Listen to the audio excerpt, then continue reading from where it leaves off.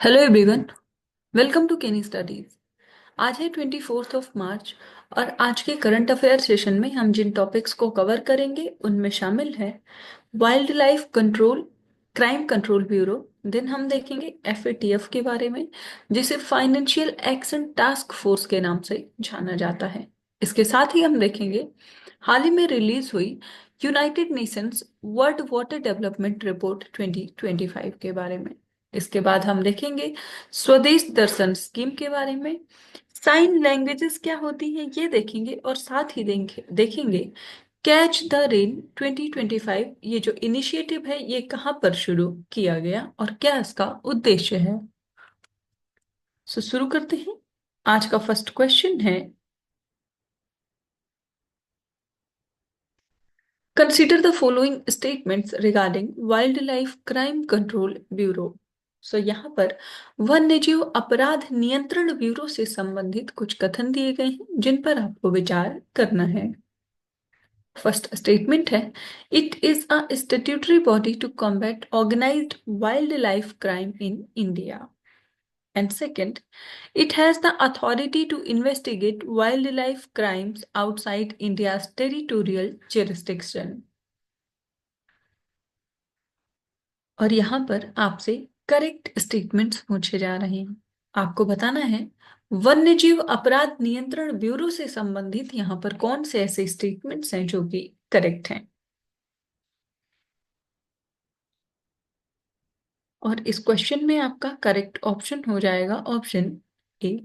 सो यहाँ पर आपका फर्स्ट स्टेटमेंट करेक्ट है जबकि सेकंड इनकरेक्ट है।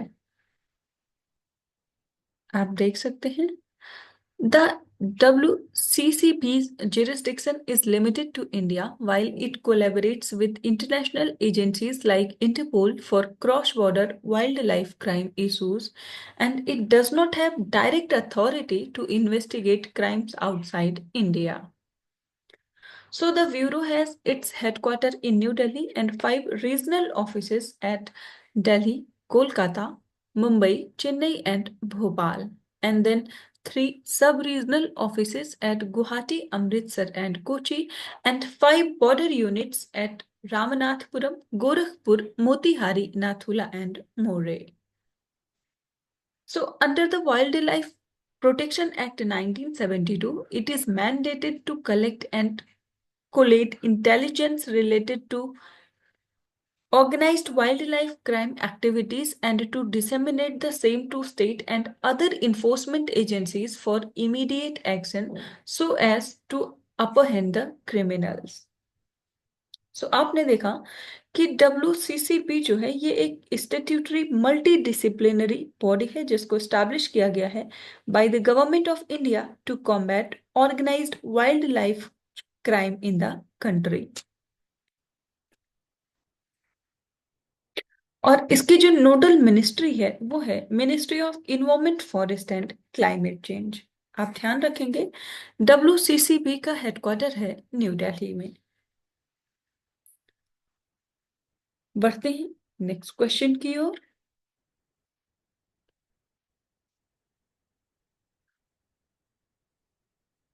Consider the following statements about the FATF and its functions. So यहाँ पर FATF और उसके कार्यों से संबंधित कुछ कथन दिए गए हैं जिन पर आपको विचार करना है।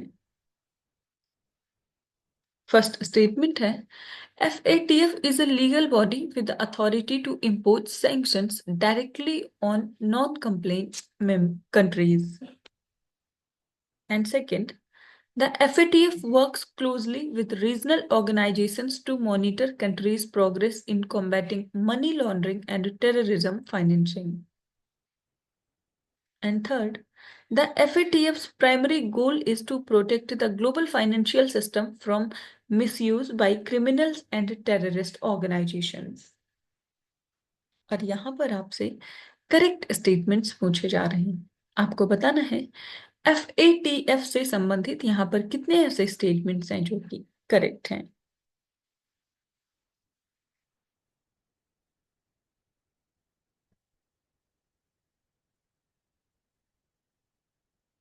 और इस क्वेश्चन में आपका करेक्ट ऑप्शन हो जाएगा ऑप्शन बी। सो यहाँ पर सेकंड और थर्ड स्टेटमेंट आपका करेक्ट है, जबकि फर्स्ट इनकरेक्ट है। आप देख सकते हैं। So FATF is not a legal enforcement body and cannot directly impose sanctions. Instead, it works through its recommendations and member compliance. So countries that fail to comply with these recommendations may face indirect consequences such as being placed on grey or blacklists, which can lead to international financial isolation. So FATF की बात करें तो ये एक intergovernmental policy making and standard setting body है dedicated to combating money laundering and terrorist financing. और इसका objective है to establish international standards and to develop and promote policies both at national and international levels to combat money laundering and the financing of terrorism. FATF के origin की बात करें तो इसको establish किया गया 1989 में during the G7 summit in Paris to develop policies against money laundering. साथ ही मेंबर कंट्रीज की बात करें तो FATF members include 39 countries including United States, India, China, Saudi Arab, Britain, Germany, France, यूरोपीय यूनियन एक्सेट्रा। और इंडिया जो है वो FATF का मेंबर बना 2010 में।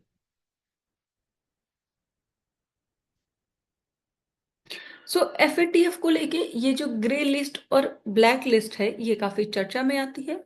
सो हम ये देखते हैं ब्लैक लिस्ट की बात करें तो countries known as non cooperative countries और territories are put on the blacklist and these countries support terror funding and money laundering activities. So अगर हम कंट्रीज की बात करें तो North Korea, Iran and Myanmar जो है ये वो कंट्रीज हैं जो कि ब्लैक लिस्ट हैं। इसके साथ ही ग्रे लिस्ट की बात करें तो countries that are considered a safe haven for supporting terror funding and money laundering are put on the FATF grey list.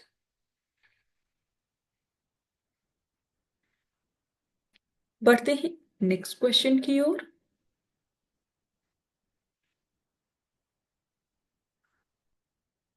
Which organization has published the United Nations World Water Development Report 2025? सो यहाँ पर आपसे पूछा जा रहा है किस संगठन ने संयुक्त राष्ट्र विश्व जल विकास रिपोर्ट 2025 को प्रकाशित किया है।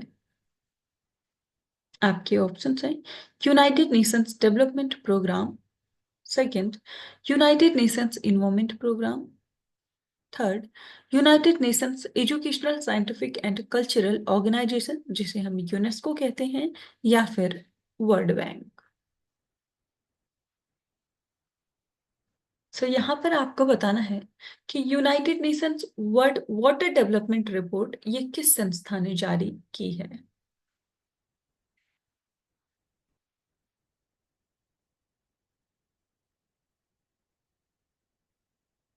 और इस क्वेश्चन में आपका करेक्ट ऑप्शन हो जाएगा ऑप्शन सी, ये किया है यूनेस्को ने। आप देख सकते हैं। So the 2025 United Nations World Water Development Report was published by UNESCO and it highlights the crucial role of mountains and alpine glaciers in sustaining ecosystems, economies and societies. So forests cover 40% of mountain areas with grasslands and alpine tundra at higher elevations, and two-thirds of global irrigated agriculture depends on mountain runoff.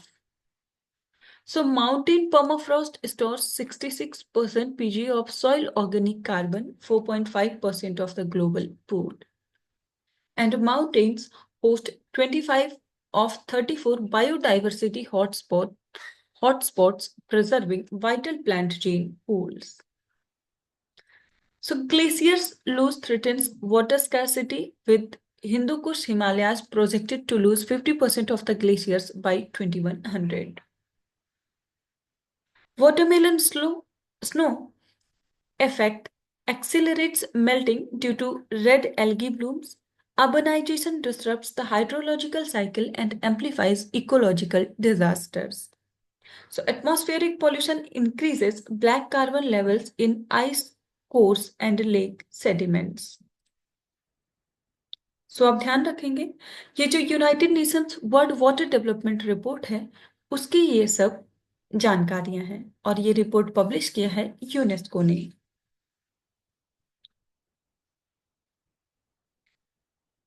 बढ़ते हैं next question की ओर।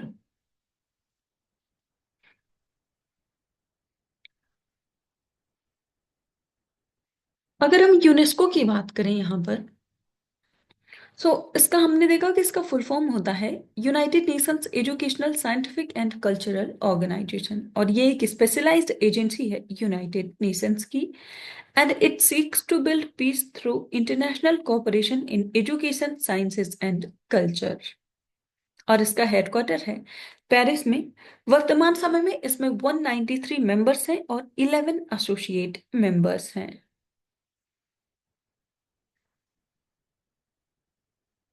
बढ़ते हैं next question की ओर। Swadesh Darshan scheme was launched by which ministry? यहाँ पर आपसे पूछा जा रहा है, स्वदेश दर्शन योजना ये किस मंत्रालय के द्वारा शुरू की गई है? आपके ऑप्शंस हैं ministry of culture, ministry of tourism, ministry of home affairs या फिर ministry of urban development.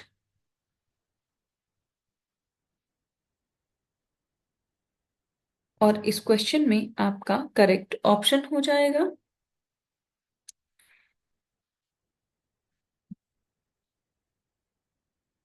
Option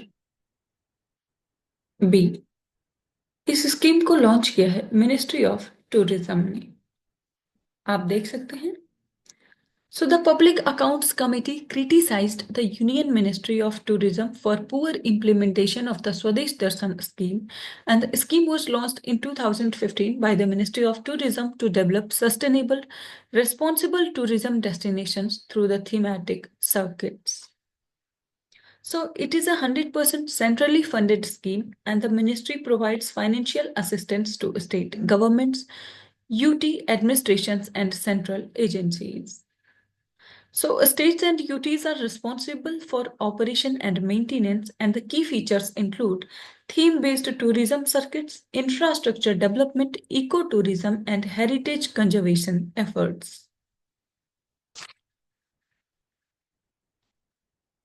पढ़ते हैं नेक्स्ट क्वेश्चन की ओर।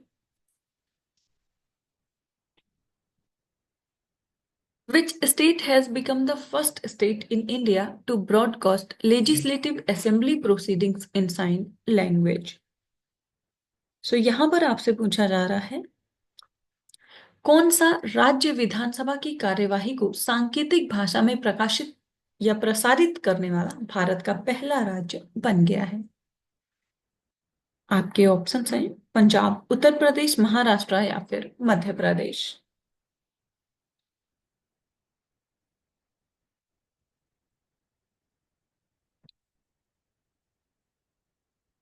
और इस क्वेश्चन में आपका करेक्ट ऑप्शन हो जाएगा ऑप्शन ए।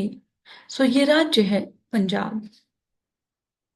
आप देख सकते हैं। Punjab became the first Indian state to broadcast legislative assembly proceedings in sign language, and Dr. Baljeet Kaur, Minister for Social Security, Women and Child Development, announced the initiative. It aims to make legislative discussions accessible to people with deafness disability, and the governor's speech at the budget session was broadcast in sign language. The initiative was led by the Ministry of Social Security, Women and Child Development, and it follows Section 40 of the Rights of Persons with Disabilities Act 2016. Speaker Kultar Singh Sandwan approved it for the 16th Punjab Legislative Assembly. इसके साथ ही international day of sign languages की बात करें तो ये celebrate किया जाता है 23 ऑफ सितंबर को। और ये एक एनुअल इवेंट है जो कि प्रमोट करता है linguistic and cultural diversity of the deaf communities around the world. And in 2017, the United Nations General Assembly proclaimed 23rd of September as the official day to celebrate the International Day of Sign Languages. बढ़ते हैं next question की ओर।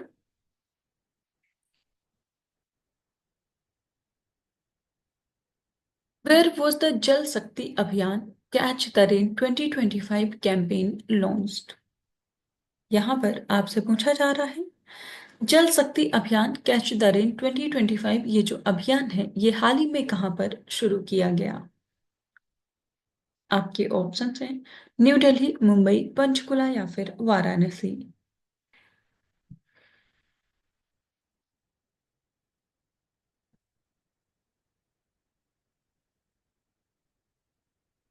और इस question में आपका correct option हो जाएगा option C. सो इसको लॉन्च किया गया है पंचकुला से। आप देख सकते हैं। सो union Jal Shakti minister C R Patil launched the Jal Shakti Abhiyan Catch the Rain 2025 campaign on the World Water Day from Panchkula, Haryana. So the campaign is focused on 148 districts across India, underlining the importance of water conservation, rainwater harvesting, and groundwater recharge. So the campaign is launched in collaboration with the Ministry of Jal Shakti, Ministry of Environment, Forest and Climate Change, and the Government of Haryana. So, several innovative water management projects were unveiled in Haryana, including Govardhan Project, Liquid Waste Management System, and Solid Waste Management Shed. So, the initiative includes the launch of Jal Jangal Jan, एक प्राकृतिक बंधन अभियान which focuses on the ecological relationship between rivers, springs, and forests.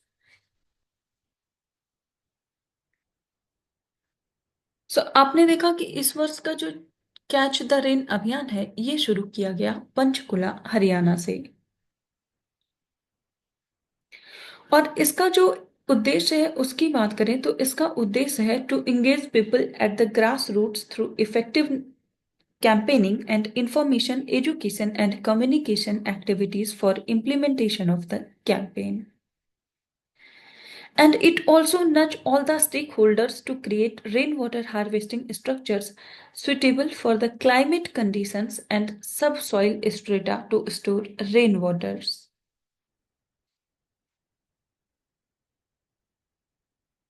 आज की current affair session में इतना ही। Thank you for watching. Do like, share and subscribe.